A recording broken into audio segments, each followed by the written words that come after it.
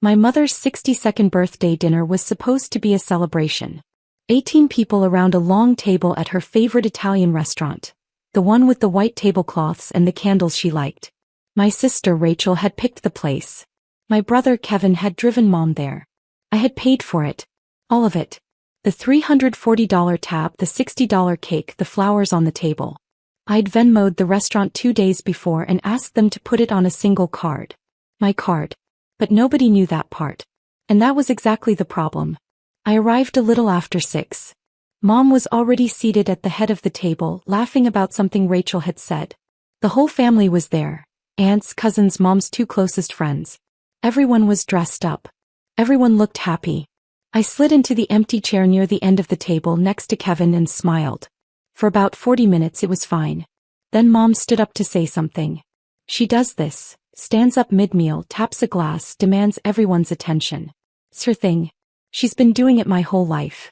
I just want to say thank you, she said, holding her wine glass up. To my beautiful children. Rachel is getting married next year. Kevin just got promoted.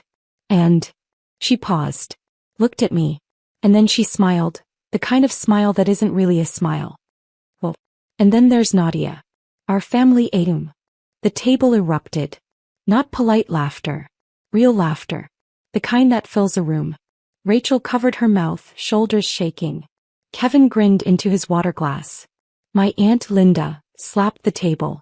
Mom's friend Carol said, "Oh my God, that's so true," and everyone laughed harder. I sat very still. Mom wasn't done. She turned to the table, still holding her glass. Seriously. Whenever anyone needs anything, Nadia pays. Need a new fridge? Call Nadia. Car broke down. Nadia's on it. It's basically her job at this point. More laughter. Mom shrugged like she was being charming. Like it was funny. Like it was a compliment. I smiled. I didn't say anything. I picked up my fork and kept eating. And I made a decision. Not right then. Not in that moment. The decision had been building for months. Maybe longer. But sitting there watching my mother use me as a punchline in front of 18 people, watching no one defend me, watching the woman I'd spent 4 years financially keeping afloat laugh at the fact that she'd been doing it, something inside me went very, very quiet. Not angry. Not loud. So, like a switch flipping off. I finished my dinner. I stayed until dessert. I said happy birthday to my mother, hugged her and left at 8:15. I drove home in silence. And that night at 9:47 p.m. I opened my laptop, logged into every account and began.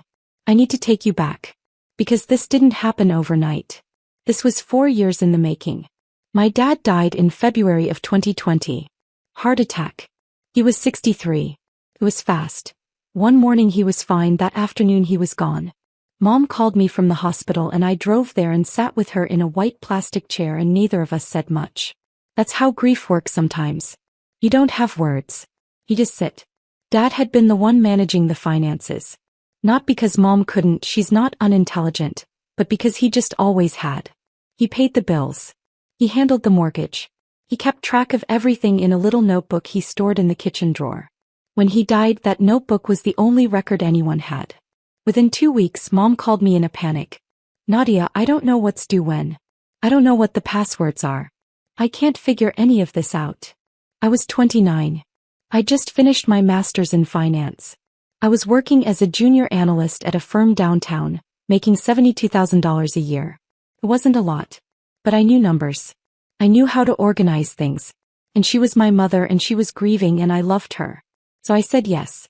Just for a few months, I told her. Until you get on your feet. That was 4 years ago. The first few months it made sense. Mom was devastated. She could barely get out of bed some days. Someone needed to make sure the mortgage got paid, the electric bill didn't get shut off, the groceries showed up. I set up autopays. I linked her accounts to mine. I created a spreadsheet because of course I did, and tracked every single dollar going out the door. Here is what that spreadsheet looked like in those early months. Mom's mortgage.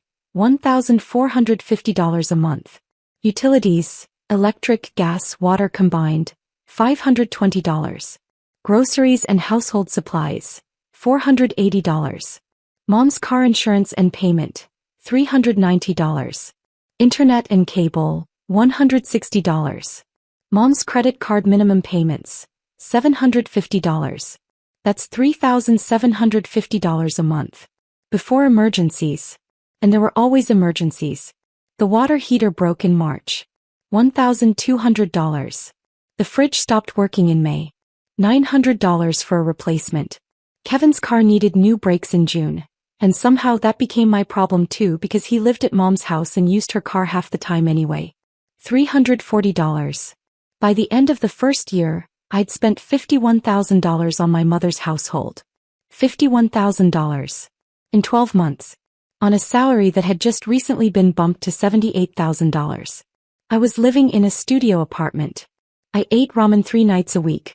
I didn't go out. I didn't buy new clothes. I didn't have a vacation in over a year. Every paycheck after taxes I looked at the numbers and I did the math and I transferred what needed to be transferred. And I told myself it was temporary. I told myself Mom would figure it out. I told myself this is what family does. But Mom didn't figure it out. Because she didn't need to. I was handling it. By the second year the pattern was set in stone. Mom had stopped asking what things cost. She just spent. Groceries came from the expensive store now. The one with the organic everything and the fancy cheeses. The electric bill crept up because she kept the heat at 74 degrees in winter and the AC blasting in summer. Rachel moved back home for 6 months between apartments, and Mom added her phone bill to the pile without asking me, $85 a month just quietly added. And then there was Rachel's engagement. Rachel got engaged in the spring of my 3rd year paying for Mom's life. Her fiancé Marcus is a good guy. But the engagement party? That was all Mom. And Mom had opinions about what it should look like. We need to rent out the garden at Rosewood, Mom told me over the phone one evening in April. It's only $2,800. Only $2,800. I didn't say anything. I just transferred the money. The dress Mom bought for the party, $640. The flowers, $380. The invitations, actual paper, calligraphed, mailed, $220. All of it came from me. Rachel didn't know. Kevin didn't know. Mom just called, told me the amount and I paid it. Every single time. Kevin wasn't innocent either, but he was a smaller drain. He lived at Mom's, ate Mom's food, used Mom's gas money. He asked for cash sometimes, just to get through the week. And Mom would call me and say, Kevin needs $200, can you wire it? And I would. Because what else was I supposed to do? Say no to my brother while my mother guilt me silently on the other end of the line? I kept the spreadsheet updated. Every month. Every transaction. Every receipt. By the end of year 2 the total was $109,000. By the end of year 3, it was $163,000. And through all of it, no one in my family once asked me how I was doing. Not once did Mom say, Nadia, this is a lot. Are you okay? Not once did Rachel say, hey, Mom says you've been covering things. That's a lot of money. Not once did Kevin look at me and say thank you. The closest I ever came to bringing it up was once about 2 years in. Mom and I were on the phone and I said casually, Mom, have you thought about maybe contributing a little more to the household? Maybe picking up some of the grocery costs. There was a pause. Nadia, she said. I'm a widow. I don't have income. You know that. She did have income. Dad's pension paid her $2,400 a month. She also had $40,000 in savings that she'd had for over a year and never touched. I didn't bring it up again. Here's the part nobody in my family knew. I got promoted. Twice. The first promotion came at the end of year 1, right when I was deep into paying for everything. Senior analyst. My salary jumped to $108,000. I didn't tell Mom. I didn't tell anyone. Not because I was ashamed.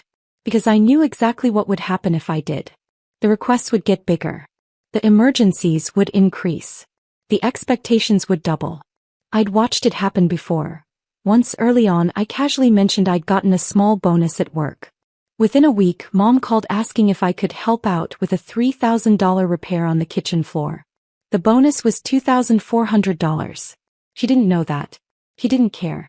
So I kept quiet. When Mom asked what I did for work I said, I work in finance. She'd nod and change the subject. She never asked how much I made. She never asked what my job actually involved. Rachel never asked either. Kevin certainly didn't. At family dinners, conversations about my life lasted about 12 seconds before someone changed the subject to Rachel's latest boyfriend or Kevin's new apartment or something mom needed fixed. I'd learned over time to stop bringing it up. It was easier to disappear into the background than to be ignored in the foreground. The second promotion came 18 months later. Director of Financial Analysis. My salary moved to $145,000. My apartment stayed the same, a small one-bedroom in a quiet part of the city. I drove a 2019 Honda Civic with 67,000 miles on it. I wore the same clothes to work that I'd worn for years. I looked to anyone paying attention like someone who was just getting by. Nobody was paying attention. I had savings too. Not a fortune, not after 4 years of bleeding money into my mother's household, but enough. A retirement account that I'd been quietly building since my mid-20s. A small investment portfolio. Nothing flashy, just steady contributions that I'd managed to keep consistent even through the worst months of paying for Mom's life. An emergency fund that I'd rebuilt 3 times because Mom's emergencies kept draining it. I was not struggling. But I was not living. There is a difference, and I felt it every single day. So there I was at Mom's birthday dinner, listening to her call me the family ATM in front of 18 people.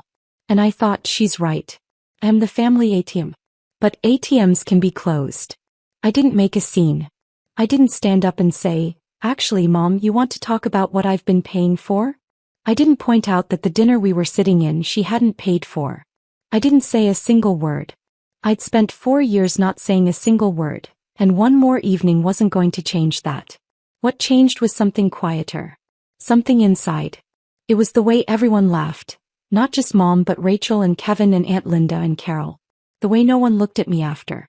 The way Mom moved on to the next toast like she hadn't just put a target on my back. Like I was furniture. Like I was a function, not a person. I finished my dinner. I stayed until dessert. I said happy birthday to my mother, hugged her and left at 8:15. I drove home in silence. And that night at 9:47 p.m. I opened my laptop, logged into every account and began. First I logged into Venmo and changed my password. Then Zelle. Then PayPal. I went into my bank's app and removed Mom's account from my linked transfers. I changed the password on the shared grocery delivery account. I went through every autopay I'd set up over the past 4 years. The mortgage, the utilities, the insurance, the credit cards, and I turned them off. One by one. Methodically. Like I was going through a checklist. It took me 43 minutes. When I was done I closed my laptop. I sat on my couch for a while in the dark. I didn't feel angry. I didn't feel triumphant. I felt something closer to exhaustion. Like I'd been holding something heavy for a very long time, and I'd finally, quietly set it down. Then I went to bed. I slept better than I had in months. The next morning was a Thursday. I woke up at 6:30, got ready for work and drove to the office like any other day. I didn't check my phone until 9 a.m. There was one text from Mom. Sent at 7:14 a.m. Hey, did you pay the electric bill this month? Got a notification that it's overdue. I read it. I didn't respond. I put my phone face down on my desk and went back to work. By noon there were 4 more messages. Nadia. Hello. The grocery delivery app says the card was declined. What's going on? Can you call me? I read them all during my lunch break. I didn't reply to any of them. Not because I was being cruel. Because I had nothing to say. I'd made my decision. I'd made it quietly and carefully and with full knowledge of what it would mean. Explaining myself wasn't part of it. By 5 p.m. Mom had called me 7 times. I let every call go to voicemail. That evening I ate dinner at my apartment. A simple pasta with vegetables and watched TV. Around 8 I checked my phone again. 12 missed calls now. 3 voicemails. I listened to the first one. Mom's voice, irritated but not yet scared. Nadia, what is going on? The mortgage autopay didn't go through. The bank sent a notification. Can you just call me back? This is getting ridiculous. I deleted it without listening to the others. Friday morning. I was at work by 8. My phone buzzed almost constantly throughout the day. Mom, Rachel, Kevin. All of them calling, all of them texting. I glanced at the screen periodically but didn't open anything. What was happening on the other end I learned later piece by piece. At 8:23 a.m. the mortgage autopay bounced. The bank sent a notification to Mom's email, the one I'd set up for her 2 years ago, and a text to her phone. The mortgage was $1,450. The NSF fee was $35. Total due now, $1,485.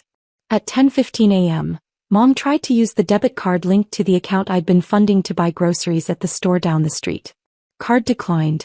She stood in the checkout line with a cart full of food and had to put it all back. At 11:40 a.m., Kevin tried to put gas in Mom's car. Card declined at the pump. By 1 p.m. Rachel was texting me in all caps. "What is going on? Mom is freaking out." I didn't respond. By the end of Friday, Mom had called me 31 times. 31 times in one day. I know because I counted later when I went through the call log. The voicemails shifted in tone as the day went on. The first ones were annoyed. "Just fix this, Nadia." The ones in the afternoon were confused. "I don't understand what's happening."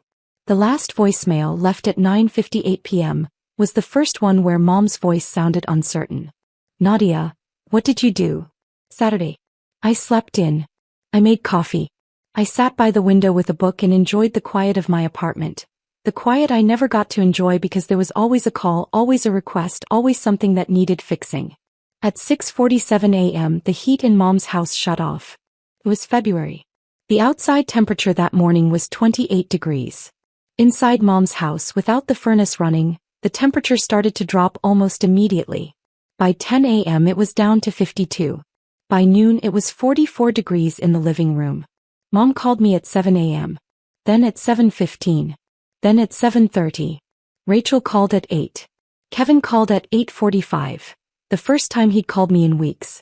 By 10 a.m. the messages were different. "Rachel, Nadia, the heat is off. It's freezing in here. Mom is crying."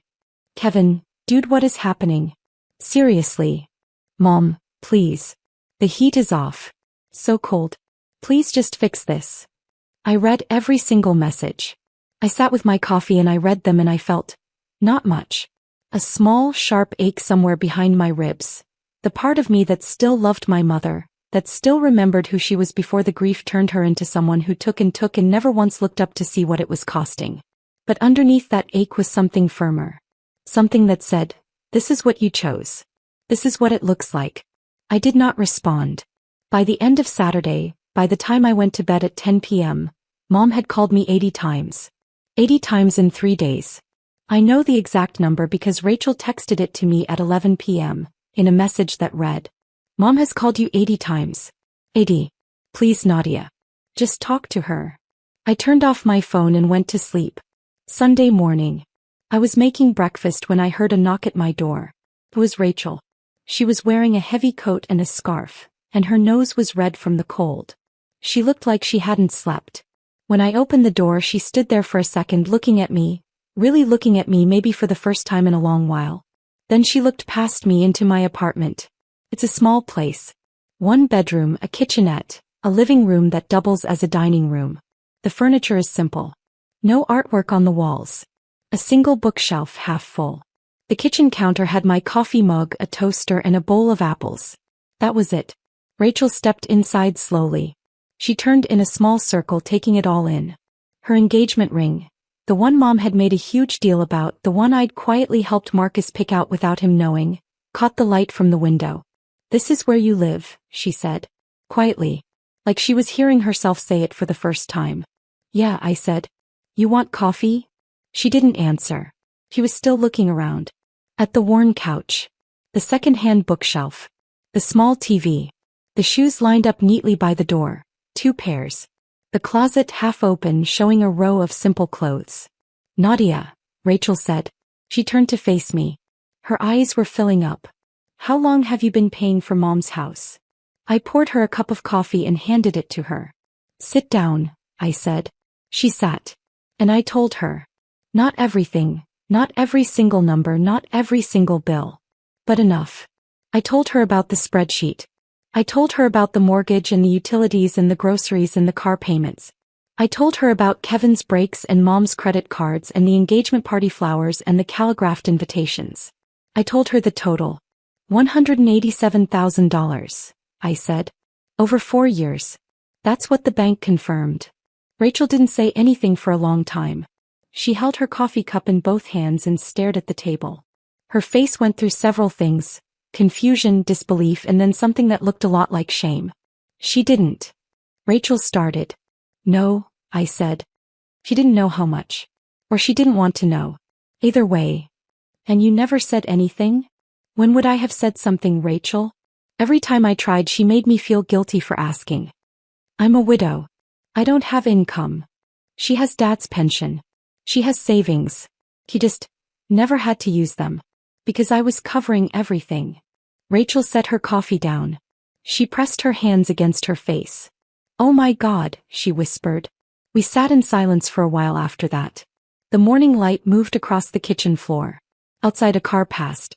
Somewhere down the hall, a neighbor's dog barked. What do you want me to do? Rachel finally asked. Nothing, I said. I don't want you to do anything. I just want her to understand what's been happening. And I want her to figure it out. Rachel nodded slowly. She looked at me, really looked, and something in her expression shifted. Not pity. Something more complicated than that. I'm sorry, she said. I'm so sorry, Nadia. I had no idea. I know, I said. That's part of the problem.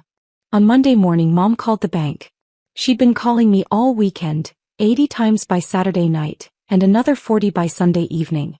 I hadn't answered once. So on Monday, desperate, she called the bank directly. She wanted to know why the payments had stopped. She wanted to know what was wrong with the account. The bank manager, a woman named Sandra, was professional and calm. She pulled up the account history. She looked at the transaction records. And then she told Mom exactly what she saw. Mom called Rachel after that. Rachel called me. The bank manager told Mom everything, Rachel said.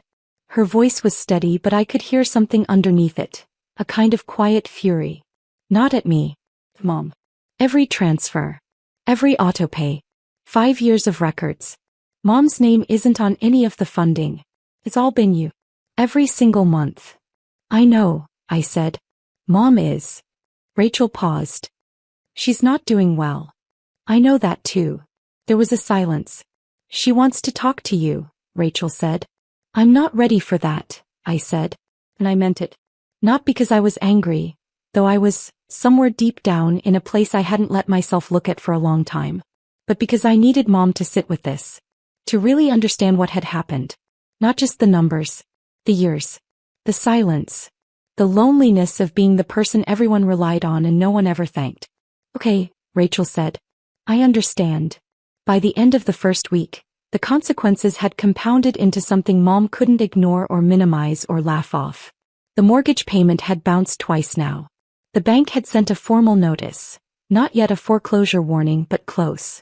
The language in the letter was careful and specific, and it made clear that continued non-payment would trigger the next stage of the process. The heat had been off for 5 days. Mom had called a repair company on Sunday, but when she gave them her card, it was declined.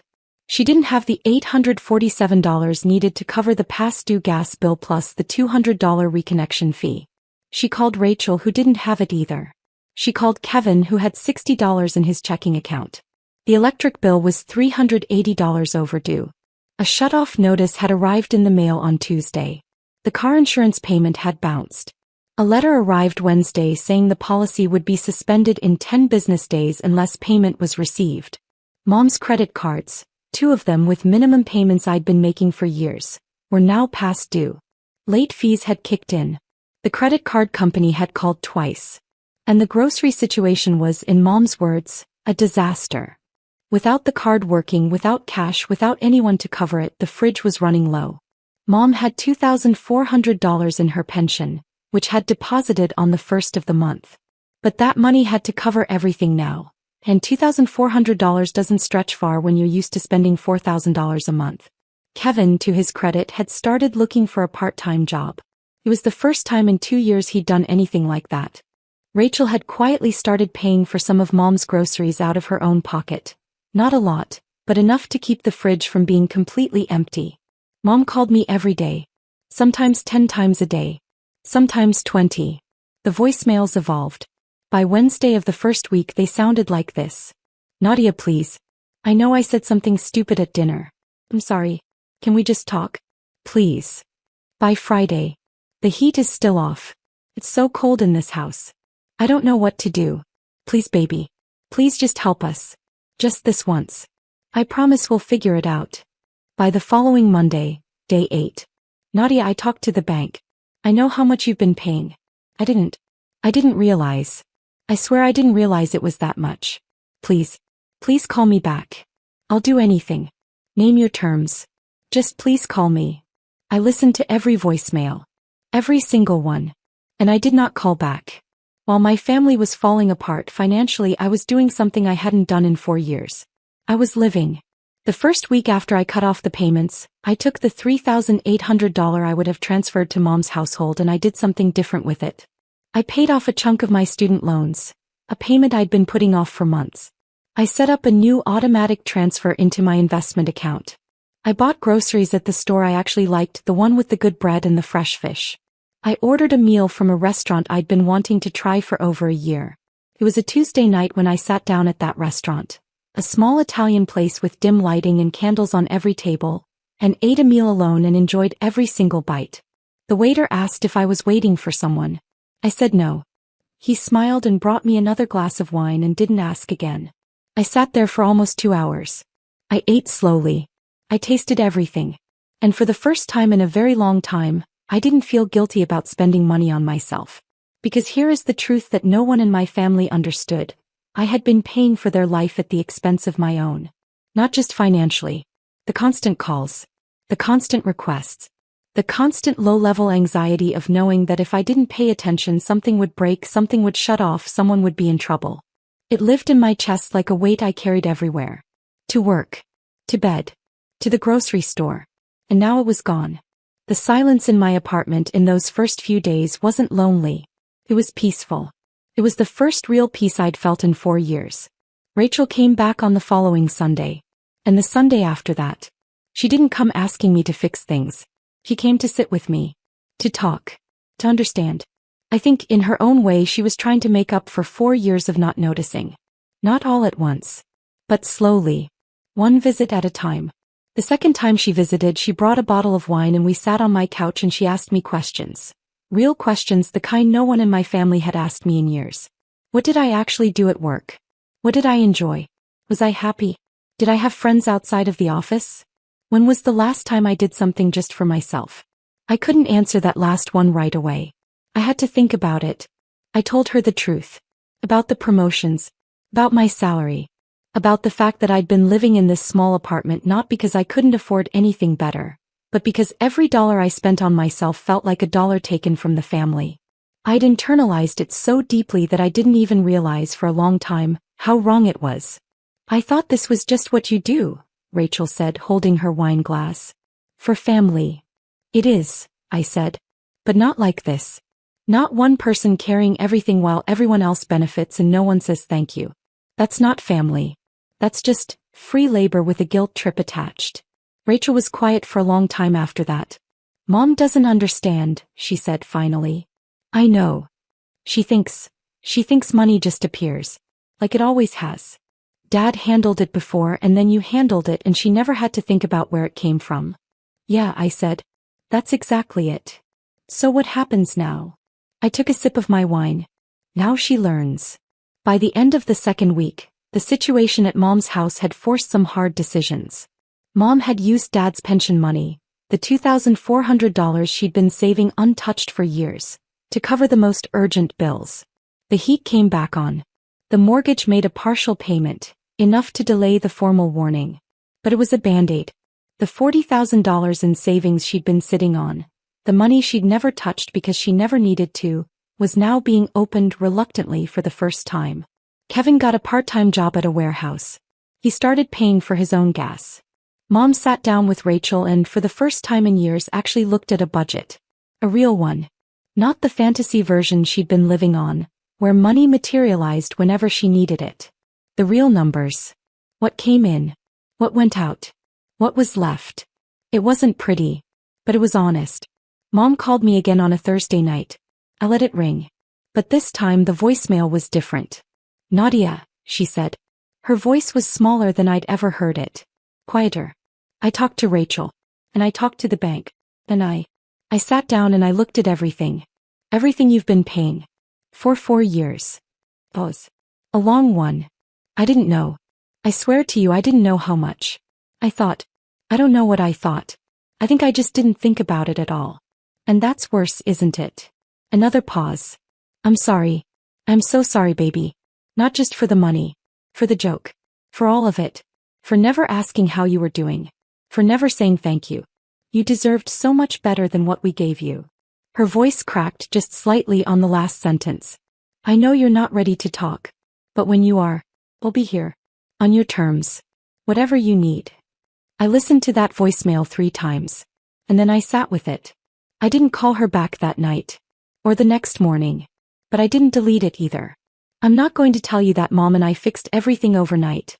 We didn't. That's not how this works. What I will tell you is this. 3 weeks after Mom's birthday dinner, I agreed to meet her for coffee. Not at her house. At a neutral place. A small cafe near my office that she'd never been to. We sat across from each other and Mom looked tired and smaller somehow, like the weight of the past few weeks had physically shrunk her. She didn't make excuses. She didn't try to guilt me. She just sat there and listened while I told her, calmly, quietly, what the past 4 years had actually been like for me. The loneliness. The stress. The feeling of being invisible while being essential. The way she'd made me feel at that dinner like I was a joke. Mom cried. I didn't cry. I'd already done my crying months ago alone in my apartment in the dark, on nights when the weight of it all became too much. When I was done, Mom nodded. What do you need from me? She asked. I need you to handle your own finances, I said. I need you to use Dad's pension. I need you to sit down with Rachel and make a real budget. I need Kevin to contribute. And I need you to stop treating money like it grows on trees. Or like it grows on me. Mom nodded again. And one more thing, I said. Anything. I need you to never call me the family ATM again. Not as a joke. Not as anything. Because I'm not. I'm your daughter. And I deserve to be treated like one. Mom reached across the table and took my hand. Her eyes were red. Her grip was tight. I know, she said. I know that now. It's been 2 months since that dinner. Mom's household runs differently now. She pays her own mortgage, on time from her pension and savings. Rachel contributes to groceries and utilities. Kevin pays his own expenses. The budget is tight and it's a real adjustment, but it's honest. No one is drowning. No one is pretending. Mom calls me on Sundays now. Not 80 times. Once. We talk for about 20 minutes. She asks how I'm doing, actually asks and actually listens to the answer. Phew. It's a start. I moved to a new apartment last month. A 1-bedroom in a better building with bigger windows and a kitchen I actually like cooking in. I bought new furniture. I bought a painting for the wall, something bright and warm that I picked out myself just because I liked it. I still drive the Honda Civic. Some habits take a while to change. But here is what I want you to understand if you've read this far. I didn't do what I did to punish my mother. I didn't do it out of spite or anger or revenge. I did it because I'd spent 4 years making myself smaller so that everyone else in my family could stay comfortable. And at some point, at a dinner table with a glass of wine in her hand, laughing at me in front of 18 people, my mother accidentally showed me exactly how small I'd become. So I stopped being small. And for the first time in 4 years I started taking care of the one person who needed it most. Me.